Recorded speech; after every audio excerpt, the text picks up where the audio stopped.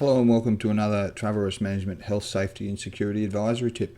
My name's Tony Ridley, Editor-in-Chief at travelriskmanagementsolutions.com.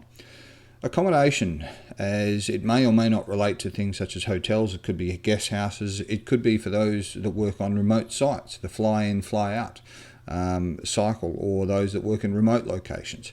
Accommodation itself should be a key consideration, as we've reiterated a number of times, for the overall journey and risk management aspect.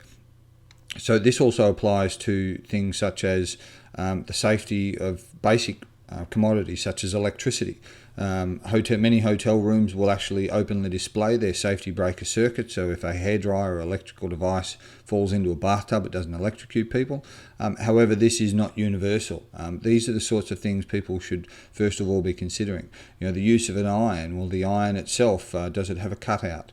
Mini fridges, all these sorts of commodities also need to be considered, but also the rights of access, remembering that accommodation, it tends to be communal unless it's your own private residence or apartment, or it's utilised between one or two. That means that there may be multiple versions of keys, for example. Now, keys are many and varied. There's radio frequency identification devices, there are swipe cards, there are actually still metal keys, steel keys, those sorts of things. This is not universal. It depends on the rights of access. Remembering, just because somebody is within the facility doesn't necessarily mean they stay there or they have rights. They could well be an intruder or a guest. And considering the other activities of guests as well. Some people may have partners, girlfriends, or people that they've met coming and going from said accommodation. So again, these sorts of things need to be considered. The basic things of leaving shoes outside doors and those sorts of things to find that you've been targeted by local thieves, and then you've got no footwear or clothes that were wet, that were hung out to dry, and these sorts of things. So this may range from everything from resorts to retreats to general accommodation. The basic safety and locks, for example.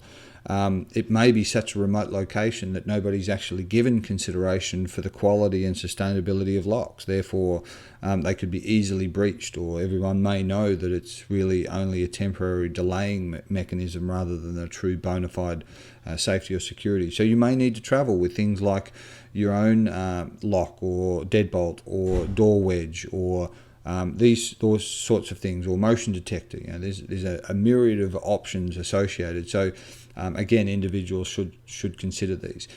Gender distribution or proportions. Again, if you're a female traveller, or religious or particular ethnic minorities and so on, or ethnic majorities, you need to consider that in terms of what are the religious constraints, what is the ethnicity, what is the gender, and are they shared washing facilities, bathrooms. Again, the list goes on. So again, all of this should be considered for both the individual, but as it relates to the overall travel risk mitigation strategy within the organisation. It's not just limited to hotels. It could be private apartments, it could be remote locations, it could be compounds, resorts, and these sorts of things as well. It cannot and should not be purely up to the providers of the accommodation, because that is many and varied, and certainly their interpretation of health, safety and security is extremely inconsistent at best.